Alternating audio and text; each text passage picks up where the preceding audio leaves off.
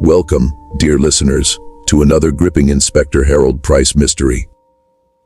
Tonight's story, Murder at Marlowe Grange, overflows with family secrets, greed and murder. Your support truly means the world to me, so if classic mysteries are your delight, please subscribe to the channel and tap the bell icon to never miss a case. Now, let us begin. Chapter 1, The Invitation to the Grange. The letter was written in an elegant copperplate hand, sealed with dark crimson wax bearing the imprint of a rampant stag. The Marlowe family crest. Inspector Harold Price turned the letter over thoughtfully as London fog curled around his office windows. The Marlowes were old money, rooted as deeply in English soil as the oaks lining their ancestral lands in Warwickshire. Price had encountered their name in newspapers and society pages, horse breeding, the occasional charity gala, but never in his line of work. The letter invited him to a weekend gathering at Marlowe Grange, ostensibly to enjoy the company of a few intimate friends of Lord Reginald Marlo. It mentioned an art exhibition, a pheasant shoot, and an opera recital, none of which suggested any need for Scotland Yard's presence. Yet something in the tone struck him as curious, ragged, warm, but oddly urgent. Price, a man who trusted his instincts, decided to accept. The journey from London to Warwickshire was long and winding, and by the time the hired motorcar rumbled up the beach-lined drive, dusk was falling. Marlowe Grange rose before him, a great Tudor pile of honeyed stone and blackened timber gables, its mullioned windows glowing amber against the gathering dark. A liveried footman opened the door. "Inspector Price, sir. Welcome to the Grange." Lord Reginald Marlo was in the drawing room, seated near the fire with a crystal glass of brandy in hand. He was a tall man, gone slightly to seed, with a hawk-like nose and heavy, lidded eyes that flicked to Price with keen interest. "Inspector Price," he said, rising. "How good of you to come. One never knows who one can rely on these days." His voice held a note of wariness. Reginald's family gathered about him like chess pieces. There was his eldest son, Edward, a polished barrister with the clipped voice of the Inns of Court and a gaze that rarely lingered long on anyone. Beside him stood his younger brother, Lionel, lean and restless, bearing a rakish tie and what looked like an insolent grin. Their sister Beatrice was beautiful and brittle, married to Captain Hugh Leam, a decorated soldier whose charm seemed painted on like his immaculate mustache. Also present were a handful of guests: Dr. Charles Whitby, the family physician and longtime confidant, Miss Julia Ashe, a poised and enigmatic art dealer from London, and Mr. Samuel Griggs, a stout banker with perspiration glistening on his brow, even though the room was cool. Introductions were made and conversation resumed, though Price could sense a shift, voices a little too bright, laughter a shade too brittle. As evening wore on, servants glided in with silver trays of canapes and decanters of wine. Price found himself in a quiet corner with Lord Marlo, who regarded the flames as if divining something within them. "You may wonder why I asked you here," the old man said abruptly. "Call it prudence. When a man has much to lose, he cannot be too careful." He said no more, and before Price could press the matter, the butler announced dinner. They dined in the cavernous great hall, beneath a ceiling hung with banners, the table gleaming with silvered. Conversation ebbed and flowed like the tide, though Price noted how Edward bristled at Lionel's teasing, how Beatrice's hand trembled when Captain Leam leaned too close to Miss Ashe, how Lord Marlowe's gaze lingered on each of them, in turn with the slow appraisal of a man counting coins. Later, shown to his guest chamber overlooking the moonlit lawns, Inspector Price stood at the window, hands clasped behind his back. Somewhere down the corridor, a door clicked shut. An owl called from the dark woods beyond. Something was unsettled within Marlowe Grange, and though Price could not yet say why, he felt certain his presence there was no mere courtesy. Chapter 2: The Locked Study. Morning broke pale and cold, mist clinging low over the sloping lawns of Marlowe Grange. Inspector Price rose early out of habit, shaved with brisk precision, and descended to the breakfast room. Only the butler, Hargreaves, was present, silently laying out silver cutlery and plates. The great-grandfather clock ticked ponderously in the corner. "Good morning, sir," murmured Hargreaves, bowing. "The family are not yet risen." Price helped himself to coffee and perused the Times, but his mind was not on shipping news or stock markets. He thought instead of Lord Marlo's words, by the fire the previous night. When a man has much to lose, he cannot be too careful. There had been an unmistakable shadow in them, as if he feared something pressing close. By 8, the family began to drift in. Beatrice entered first, wan and distracted, her silk robe trailing as if she had not slept well. Lionel followed soon after, humming tunelessly and looking disheveled, a faint scent of spirits still on him. Edward appeared last, immaculate as ever, though his eyes were red, rimmed from lack of rest. "Father's not yet down?" Edward asked, pouring tea without looking up. "Not as yet, sir," Hargreaves replied. "He was working late in his study." "Working?" Lionel snorted, more like dozing in his chair with a glass of brandy. Edward shot him a sharp look. Beatrice merely stirred her tea and stared out at the mist. Captain Leam and Dr. Whitby joined them. Julia Ash came fluttering in moments later, apologizing with languid grace for her tardiness. "Mr." Griggs lumbered in behind her, mopping his brow though the air was cool. As the minutes ticked by, Price noted how glances began shifting toward the door where Lord Marlo ought to have appeared. At 8:30, Hargreaves cleared his throat. "Shall I see if his lordship wishes to take breakfast?" Edward set down his cup. "Yes, do." They all rose almost unconsciously as Hargreaves crossed the marble-floored hall. Price followed at a discreet distance. The study lay at the far end of the east wing, a somber chamber with heavy oak doors and mullioned windows overlooking the yew hedge. As they approached, Hargreaves paused. The door was closed, the curtains within drawn against the pale light. He knocked. "My lord." Silence. He knocked again, louder. "My lord, it is Hargreaves." No reply. Hargreaves's eyes flicked to Edward. "It is locked, sir." From within. Edward frowned. "Father never locks the study in the morning." Price stepped forward, his gaze sharpening. "Allow me." They pressed their ears to the panel. Nothing, no rustle of papers, no scrape of a chair, no cough. Price stooped to the keyhole. The key was missing. The handle rattled uselessly under Edward's hand. The only other exit was a tall, narrow window, firmly latched, the curtains drawn. "Is there another key?" Price asked quietly. Hargreaves shook his head. "His lordship keeps it on his person." "Then we must force it," Edward said grimly. Lionel's mouth twisted. "Father will have our hides if he's merely napping." But there was no mirth in his voice. Price nodded to the butler. "Fetch a poker." It took 3 blows to splinter the ancient lock. The door swung inward with a reluctant groan. Inside, the heavy curtains muted the morning light, casting the study in sepulchral gloom. The air was close, tinged with old paper, leather, and the faint tang of extinguished brandy. The great mahogany desk loomed like an altar. Lord Reginald Marlo sat slumped in the high-backed chair behind it, head tilted slightly as though in thought, his eyes half closed, his skin pale. A single sheet of paper lay before him, its edges curled. By his right hand rested a revolver. Beatrice gasped. Lionel swore softly. Julia Ash covered her mouth with a gloved hand.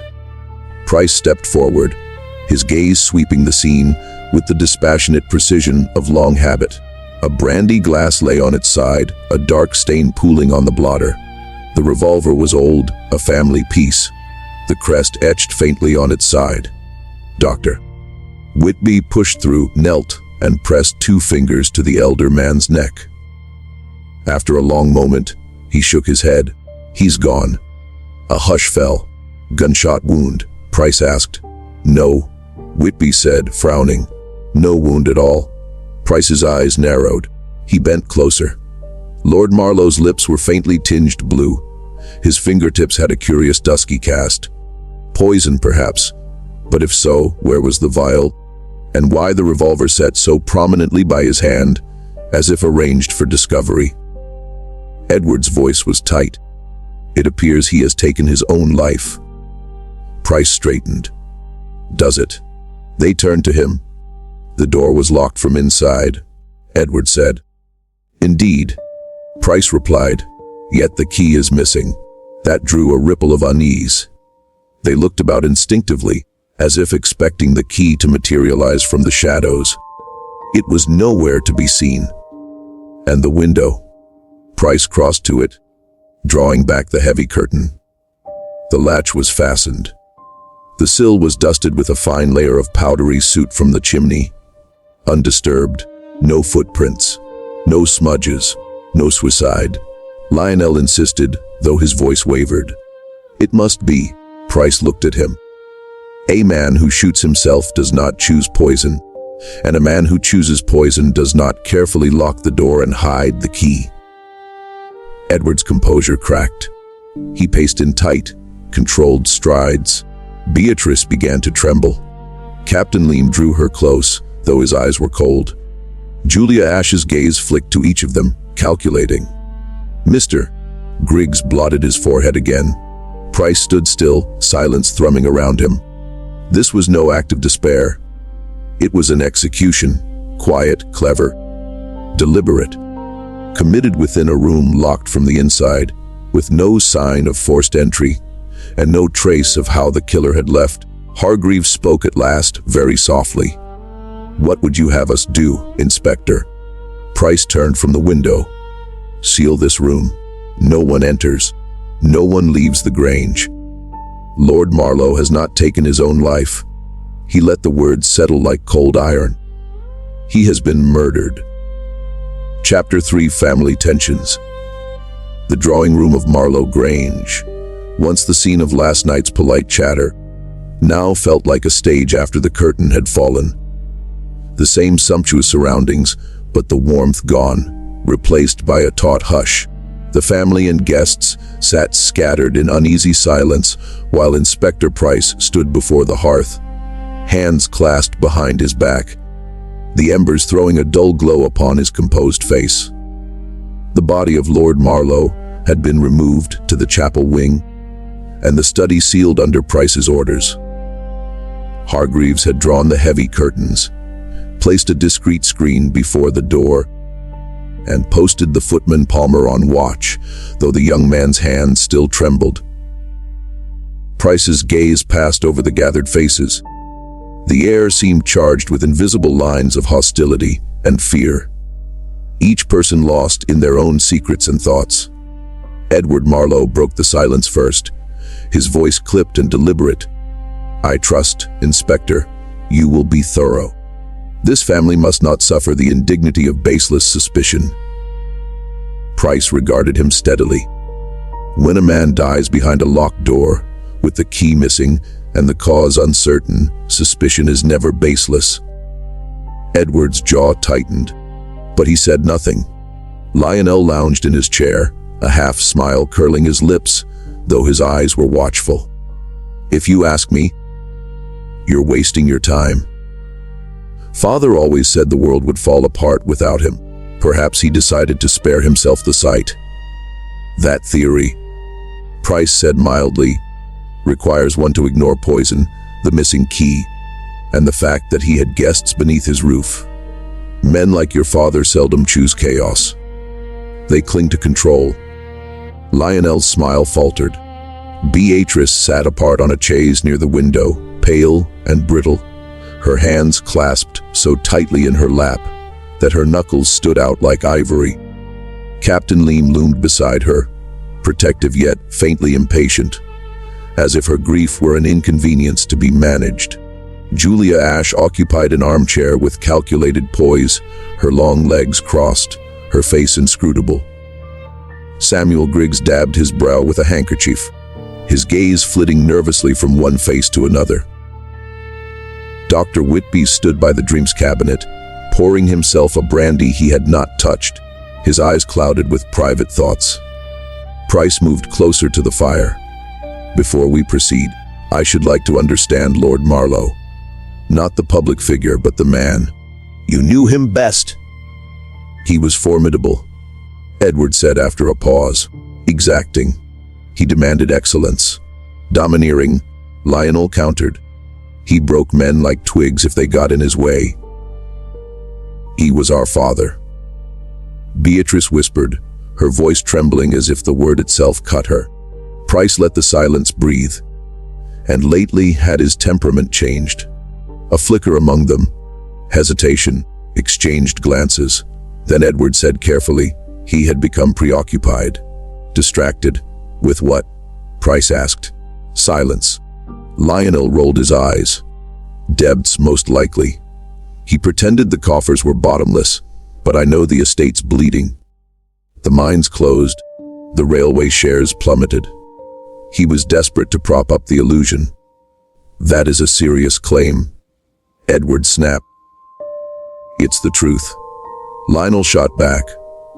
Father always said Edward would inherit the title and the burden. I suppose the burden's heavier now. Edward's nostrils flared. I will not discuss family finances in front of strangers. Then perhaps in front of Scotland Yard will do. Price said smoothly, because if Lord Marlo was under financial strain, it gives cause. 'Cause gives shape to motive. Beatrice rose abruptly, crossing to the window. You speak of him as though he were already a case file. He was flesh and blood. Price's tone softened. I speak of him as a man who deserves truth, not whispers. She stared out over the misted lawns. He controlled everything. Whom we married, where we lived, even the air we breathed. And yet he seemed afraid these past weeks. Watching shadows. Afraid of what? Price asked gently. She shook her head, a tear glinting, though she brushed it away before Captain Leem could see. Dr. Whitby finally spoke, his voice low. He summoned me not a week ago, said he felt hunted. That old sins return when one grows old. Price turned to him sharply. Did he name these sins? No. He laughed it off at once, but it was not a merry laugh.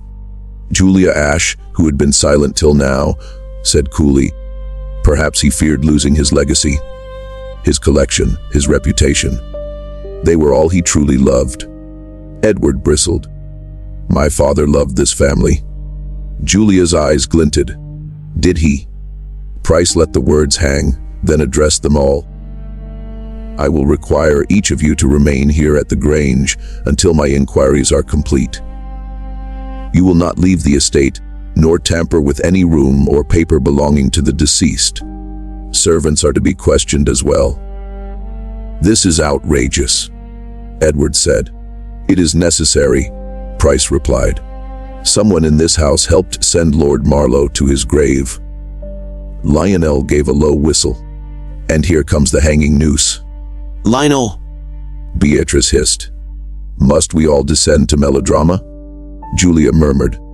But Price saw what they hoped he would not. The flickers behind their eyes, the tension in their shoulders. This was not grief alone. It was fear. Fear that the old patriarch's death might drag their own secrets blinking into the light. When at last the group dispersed, Edward stalking off, Lionel whistling tunelessly, Beatrice led gently away by Leem, Julia gliding out like a cat. Price remained by the hearth, the silence closing around him, a locked room, a missing key, poison most likely. A powerful man feared and resented by all who lived under his roof. and now the delicate shell of family civility was cracking, showing the dark veins beneath. He turned as Hargreaves appeared soundlessly in the doorway. "Yes, Hargreaves. The housekeeper informs me, sir, that the master's private ledger is not in its usual drawer."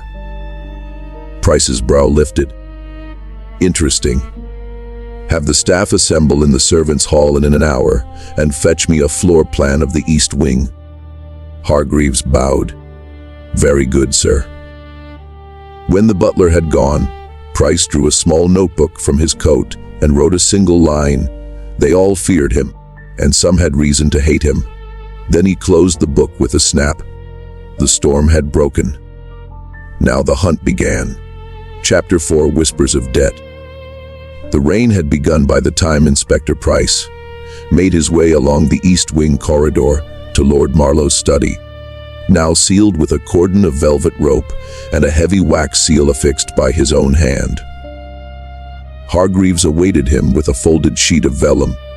"The floor plan you requested, sir. East Wing and adjoining rooms." Price thanked him and unfurled it on a side table. The study was shown flanked by the library on one side, and a small private anteroom on the other, with a single narrow window to the gardens. No servant corridors, no hidden staircases, at least none documented.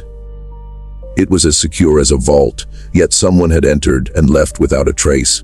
"Have the household staff assembled?" Price asked. "Yes, sir.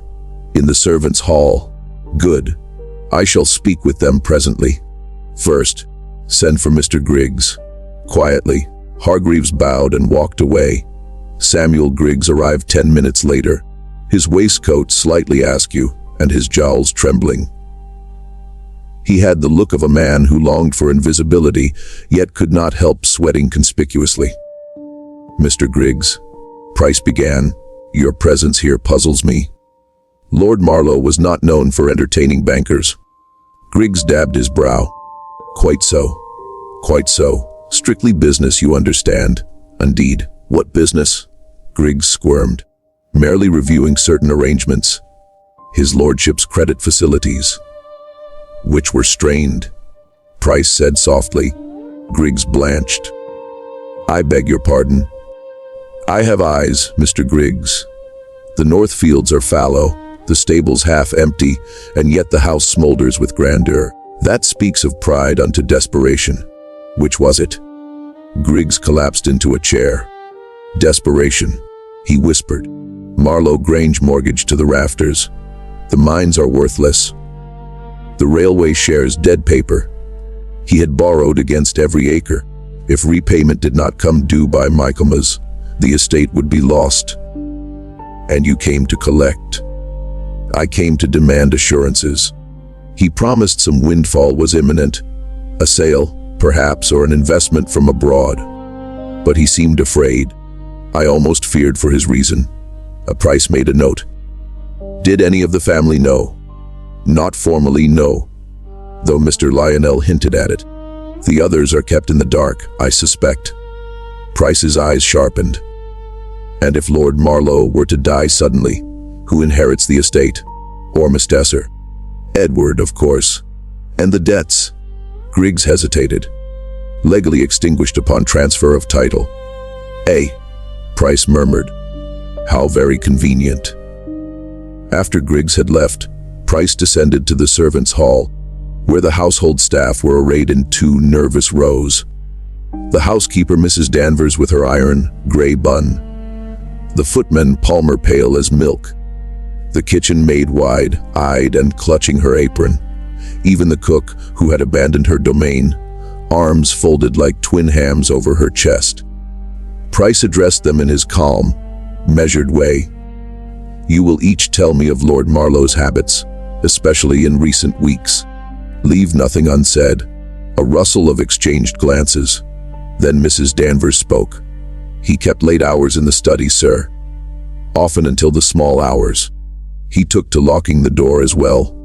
"Did anyone else have a key?" "No, sir. Only his lordship." "Was the key seen last night?" Palmer swallowed. "He wore it on a chain, sir, around his neck." Always. And last night? Yes, sir. When I brought in the brandy, I saw it. Price leaned forward. But not this morning? No, sir. Gone. Anything else unusual? The maid Hetty blurted. He was afraid, sir. Jumped at shadows. Said voices whispered from the garden when there was no one there. Mrs. Danvers shot her a withering glare, but Price nodded thoughtfully. Fear leaves traces. So does greed. He dismissed them with instructions not to leave their quarters without permission. Back in the dim library, Price spread the floor plan again. The missing ledger gnawed at him. The Marlowe accounts would reveal the skeleton beneath the fine waistcoat.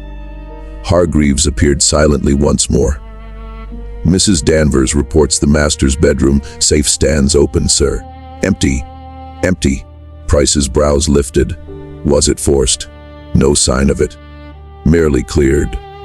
And who knew the combination? His lordship alone. Price stood still for a long moment, his mind ticking. Someone knew he was on the brink of ruin. Someone feared ruin enough to hasten his death and remove any evidence of the debts. He sought out Lionel first, finding him sprawled in the billiard room, cue idol in hand, staring at nothing. The air smelled of stale smoke and discontent. So, Lionel said without looking up, "Come to accuse me of patricide." I come to ask what you stood to gain. Price replied evenly. Lionel gave a brittle laugh. Gain from this mausoleum of debt and mildew. I'd have sooner sold it to the Americans. Father never forgave me for losing that horse in Ireland. I was the family disgrace, remember. Disgraces sometimes want redemption, Price said. Lionel's grin faltered. Not like this. Then Price went to Edward, who stood in the morning room staring out at the sodden lawns. You inherit everything, Price said. Edward did not turn. I inherit an empire of rot and the duty to salvage it. With debts erased. Edward's head whipped around. Are you implying? I imply nothing. I observe that you were the only one who might see his death as deliverance.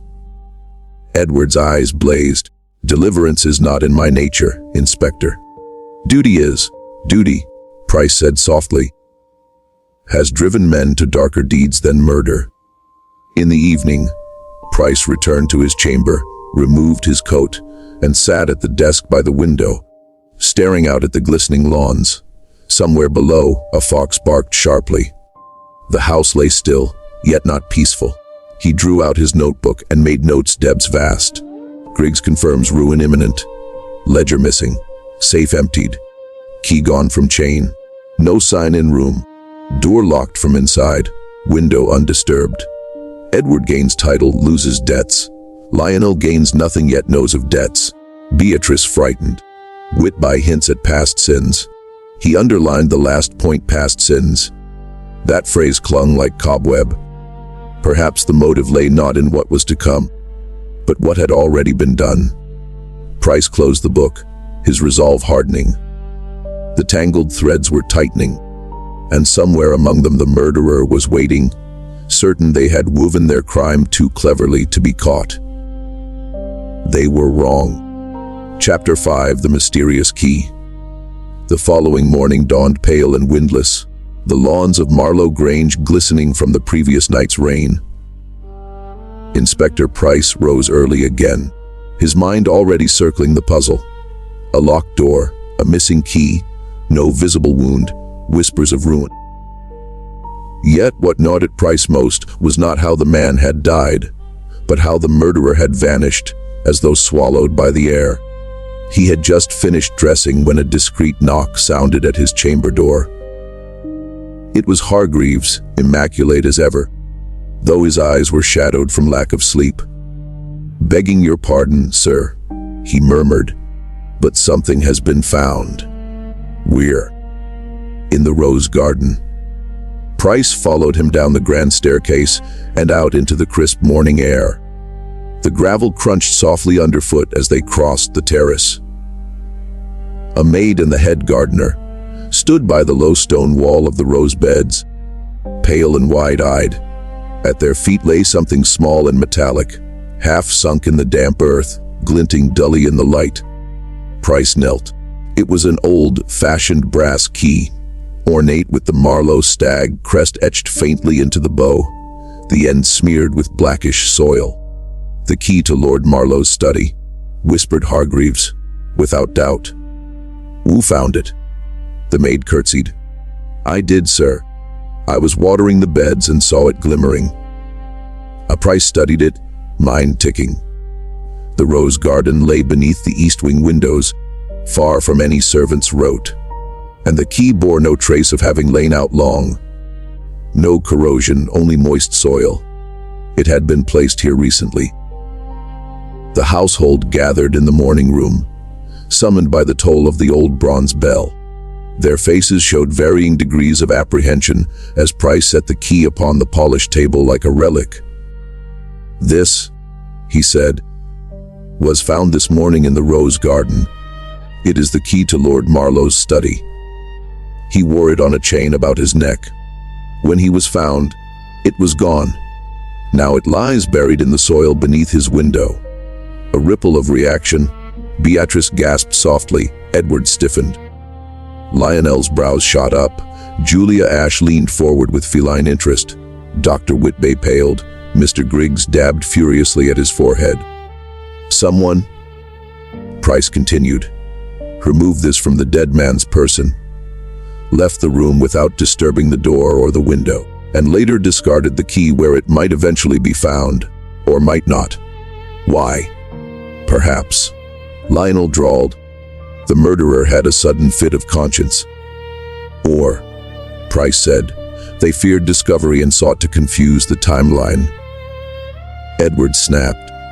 "We are not criminals to be toyed with, Inspector. You are suspects until proved otherwise," Price said calmly, the words hanging like frost. Beatrice's hands trembled in her lap. Captain Leam's jaw tightened. Julia Ash's eyes glittered unreadable. Later that morning, Price walked the rose garden with the head gardener, old Mr. Tilly, who stooped like a bent oak but missed nothing. "No footprints?" Price asked. "None, sir," Tilly replied, "but the soil was damp, easy to see if someone had come in from the path. This key, it's as if it were tossed from above." Price looked up at the east wing windows. Lord Marlowe's study loomed directly overhead. The window there had been latched from within. Yet if someone had slipped the key out after the murder and dropped it later from another window. Which rooms are above this section? The master's bedroom and the east corridor. Price's eyes narrowed. "Thank you, Tilly." That night, when the house had gone still, Price returned to the east wing alone. The corridors were cold and hushed, portraits watching him from the gloom. He paused outside the late Lord Marlowe's bedroom. The door creaked faintly as he entered. The chamber smelled faintly of sandalwood and dust. The bed was perfectly made, untouched since the man's death. Price crossed to the tall window overlooking the rose garden. He unlatched it and pushed it open. The night air flowed in, sharp and cold. From here, the garden lay directly below, an easy drop for a small object like a key. He knelt at the rug. A faint scuff mark trailed from the hearth to the window, almost invisible. He touched it. Damp grit, soil like the earth around the rose beds. So the key had been brought here and thrown. But by whom? That was the question. The next morning, Price sought out Beatrice in the conservatory, where she sat among the palms and orchids, staring at nothing. Her face was pale, her dark hair loose, her eyes rimmed red. "Lady Beatrice," Price said gently, "your father's key has been found," she started. "I heard it was thrown from his bedroom window." Her eyes widened. "What are you implying?" "That someone entered his bedroom after his death. Possibly someone who had reason to be seen grieving, not suspected. Someone who feared the key would incriminate them." Her lips trembled. "I did not kill him." "I did not say you did," Price replied. "But you feared him." Beatrice's composure cracked. "We all feared him. He ruled this house like an emperor." Even Edward flinched. Lionel drowned himself in wine to forget. He would have ruined us rather than yield. Then who would want him dead? She drew a sharp breath. Someone who believed he deserved it. Chapter 6, An Alibi Unravels. The wind howled about Marlowe Grange that night, rattling the tall windows of the estate. Inspector Price sat at a writing table, his notes spread in precise order before him. The facts were solid as stone, yet the shape of the truth still eluded him. A locked door, a vanished and then reappearing key deliberately planted in the rose garden, a missing ledger hinting at financial ruin, and heir who would inherit an estate scrubbed clean of debts. And each member of this household was beginning to fray at the edges like old silk. Price's approach was methodical. When the facts resist, pressure the people. Tonight he would break their alibis. At precisely 8, the household assembled in the library at his summons. The great room was cavernous and cold, lined with shelves of ancient law books and smelling faintly of mildew and old smoke. A single chandelier burned overhead, casting long shadows that seemed to clutch at the suspects as they took their seats. Edward stood ramrod straight, arms folded. Lionel slouched in a chair, eyes half-lidded but watchful. Beatrice sat rigid, hands clenched in her lap. Captain Leem stood slightly behind her like a sentry. Julia Ash lounged in a velvet armchair, looking like an amused cat. Dr. Whitby fidgeted with his spectacles. Griggs looked clammy and cornered. Price stood by the hearth, silent until the last whisper died. On the night of Lord Marlo's death, he began. "Each of you claims to have been elsewhere. I intend to test these claims. And I will remind you, the murderer is in this room." The word struck like flint. "Let us begin with you, Mr. Edward Marlowe," Price said. Edward inclined his head stiffly. "I was in the morning room reviewing papers. Hargreaves can attest." "Hargreaves passed through briefly," Price said. "But you were alone most of the evening. No one can vouch for your precise movements between 10 and midnight. I had no reason to lurk about the East Wing." "No." Price's voice was soft, deadly. "Your father was about to lose everything, and you would have inherited nothing but ruin. Unless, of course, he conveniently died and left the estate to you, cleansed of debt." Edward's face hardened. "If you believe me so mercenary, you misjudge me." "I believe," Price said, "that desperation makes new men of old virtues." A muscle jumped in Edward's jaw, but he said nothing. "Mr. Lionel," Price turned. "You claim to have been in the billiard room." Lionel yawned. "Indeed. Lost spectacularly to myself. Until what hour?" "About midnight, give or take." "Anyone see you?" "No one bothers with me," Lionel said lightly. "Ask the ghost of the green baize table." Price's eyes glinted. Curious, then, that the footman Palmer saw light from the east corridor window shortly after 11.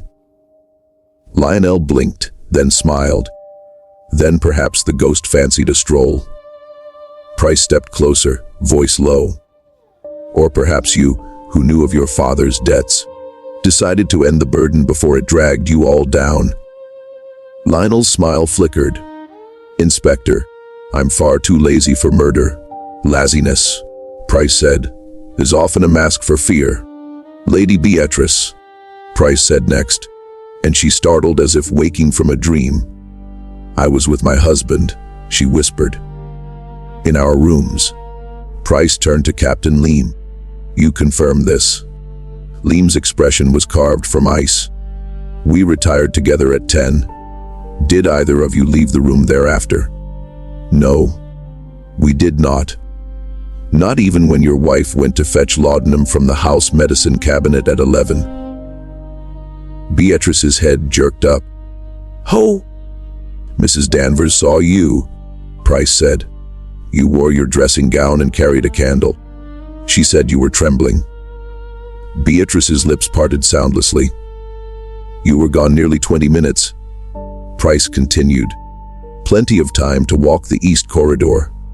Liam's eyes flashed. "She was unwell, that is all." Price's gaze stayed on Beatrice. "You feared your father?" "Yes," she whispered, tears glimmering. "But fear is not murder." "No," Price said quietly, "but it leads close." "Miss Ashe," Price said. "Your turn." Julia smiled like a sphinx. "I was in my room, sketching by candlelight. The housemaid brought me tea." "At 10, Price said. "Not after yet.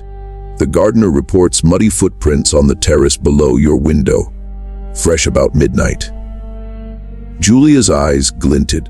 "Perhaps I walk in my sleep. Or perhaps you walk in secrets." Her smile deepened. "And would you not, Inspector, if you had as many as I?" Dr. Whitby cleared his throat. "I was reading in the smoking room until after midnight. Hargreaves can attest." "Hargreaves saw you there at 10, Price said. "Not after." Whitby flushed. "I may have dozed." "Convenient," Price murmured. "And you, Mr. Griggs?" "I retired early," Griggs squeaked. 9 sharp. The journey quite exhausted me." "Then how?" Price said softly. "Did Palmer see your silhouette in the east corridor window at 11? Griggs went sheet white. "I could not sleep. I walked to settle my stomach. I did not enter the study." "No," Price said. "But you passed very near it." The room was silent, but for the hiss of the fire. Price let the silence stretch until it quivered. Then he spoke low and deliberate. "Someone has lied.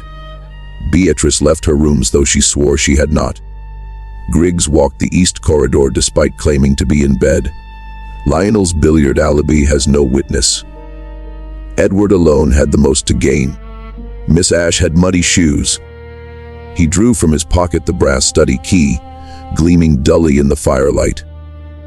"This proves that someone also entered the master's bedroom after the murder to throw this from the window." His gaze swept them like a blade. "One of you holds the truth in trembling hands. And tomorrow, I will close them around it." The household dispersed like broken chess pieces, silent and pale. Only Price remained, standing motionless by the hearth, the firelight carving deep lines into his face. An alibi had cracked, not fully broken yet, but enough to let the light through.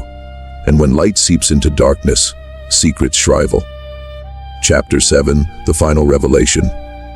A fierce wind swept across the Warwickshire hills the next evening, rattling the ancient leaded windows of Marlowe Grange and moaning through the chimneys. Inspector Price had spent the day like a silent shadow, moving from attic to cellar, poring over correspondence, questioning staff one final time, piecing together the scattered shards of truth. Now, as dusk bled into darkness, he summoned them all. They assembled in the great hall under the banners of Marlowe ancestors. The long dining table had been cleared, its surface gleaming like black ice under the chandeliers. Edward stood taut and silent near the hearth, hands clasped behind his back. Lionel lounged with forced nonchalance, though his knee jiggled. Beatrice sat stiffly beside Captain Liam, her pale hands clasped as if in prayer. Julia Ashe leaned elegantly in her chair, inscrutable as a painted mask. "Doctor." Whitby hovered at the edge of the gathering, spectacles glinting. Griggs mopped his damp brow for the 100th time. Hargreaves stood discreetly by the door, the silent witness of generations. Price took his place at the head of the table. "Lord Marlo," he said, voice low but carrying, "did not take his own life. He was murdered. Tonight you will hear how, and by whom." A ripple went through the room like the first tremor before an earthquake. "He was found in his locked study," Price began. with no wound upon his body. The door was bolted from within. The key which he always wore about his neck was missing. The window was latched. A revolver lay beside his hand to suggest suicide. Yet there was no shot fired. Poison, Price said simply. A swift, tasteless draught slipped into his brandy. He collapsed where he sat. The killer then locked the study door from the inside. Impossible, muttered Edward. How could anyone leave? They didn't. At least, not in the way you imagine. Price replied. The door's lock is an old warded mechanism from the anteroom behind the bookcase. A narrow, concealed passage runs behind the paneling, a relic from the priest holes of the Reformation. I discovered the warped panel this afternoon behind a false shelf of ledgers. The murderer entered the study with the key, poisoned Lord Marlo, then slipped out through that hidden passage. From the anteroom, they could emerge into the east corridor unseen. Then later that night, they removed the key from the dead man's body and hurled it from his bedroom window to the rose garden, to suggest he had never locked the door at all. A stunned silence fell. Lionel's grin faltered. Beatrice's eyes widened. Griggs gave a small strangled noise. The question then, Price continued, is who had both cause and opportunity. Lionel had debts but no hope of inheritance. Beatrice feared her father, but gained nothing by his death. Captain Lee married into this family but had no claim. Dr. Whitby was loyal, and Miss Ashe, his eyes flicked to her, was here to value art, not seize land, but Edward. Price turned like a hawk. Edward inherits the estate, and with it freedom from the mountain of debt that threatened to ruin them all. Only his father's death could preserve the Marlowe name. That is absurd, Edward said, his voice flinty. No, said Price. It is elegant. He set a thin leather ledger on the table with a sharp thud. This was hidden behind the false panel, the missing Marlowe ledger. It details every debt, every unpaid note, every desperate loan from Mr. Griggs's bank. Your father was days from collapse. You knew it. Griggs had pressed him for repayment the very night he died. Griggs squeaked. I said nothing. You said enough. Price cut in. Lord Marlo told you an investor would rescue him. That investor was a fiction invented by Edward. And when the truth neared exposure, Edward chose silence through death. Edward's face had gone very still. You have no proof, he said quietly. Price's eyes gleamed. But I do. The key. He held it up, glinting in the candlelight. You said you never left the morning room. Yet Hargreaves saw you pass through the east corridor at 11. You told him you were seeking your father for a signature. After you had poisoned him, you locked the study from within, slipped out the hidden passage, and later, after the body was discovered, you entered your father's bedroom, took the key which you'd already stolen from around his neck, and threw it from the window to the rose garden. No, Edward said, his composure fracturing. You can't. And, Price said, voice like cold steel, the brandy glass you left by his hand bears your thumbprint. Edward froze. They are distinctive, Price said softly. A lawyer's hands, precise, ink-stained. I saw the same smudge on the papers you carried the next morning. Silence smothered the room. Beatrice made a small, broken sound. Lionel's grin had vanished. Julia Ashe watched with sharp interest, like a cat witnessing the fall of a bird. Edward's shoulders sagged as though something inside him had given way. He would have destroyed us all, he said, almost inaudible. Years of loyalty, of duty, and he would have dragged us into ruin rather than loosen his grip. I had to choose between his life and the family's survival.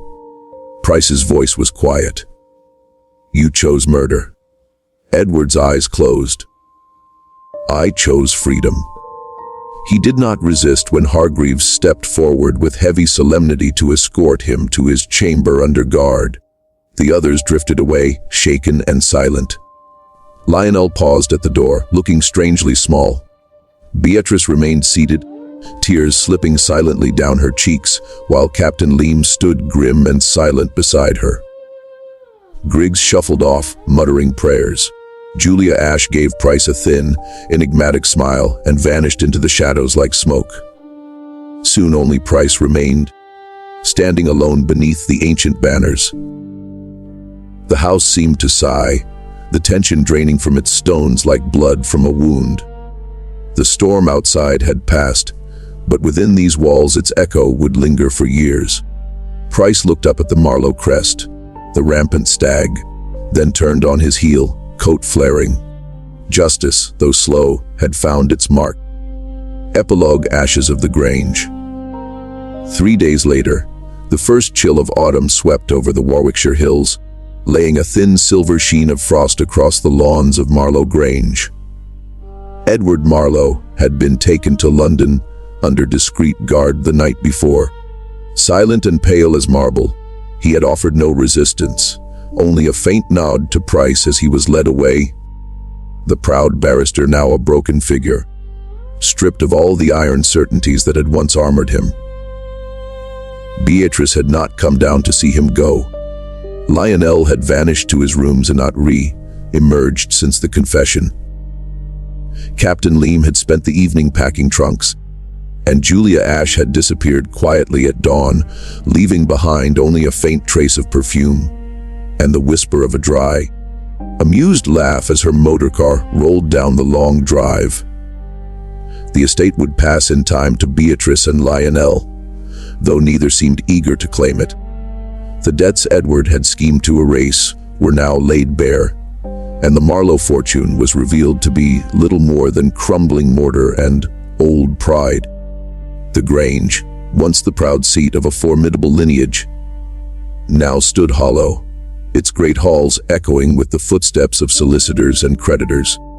Price had walked its rooms alone one last time that morning. The study stood empty, stripped of papers and power. The heavy curtains had been drawn back, and pale sunlight fell across the great desk, where Lord Marlowe had breathed his last. He stood on the gravel drive beside the waiting motorcar, his valise packed and ready. Hargreaves had brought it down with the same impeccable composure with which he had witnessed the unraveling of the Marlowe dynasty. "His lordship's pocket watch, sir," Hargreaves said quietly.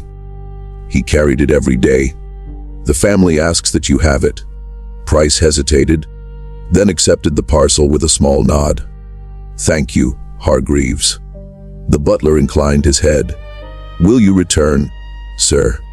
Price glanced up at the towering facade of the Grange. Its windows were blank now, its stones cold. "No," he said softly. "There is nothing left to return to." He tipped his hat. Hargreaves bowed deeply, then withdrew, disappearing back into the shadowed hall. Price stepped into the car. The engine rumbled to life, and the vehicle rolled slowly down the long drive beneath the ancient beeches. The Grange receded behind him, growing smaller and grayer, until at last it was swallowed by the mist that curled over the fields.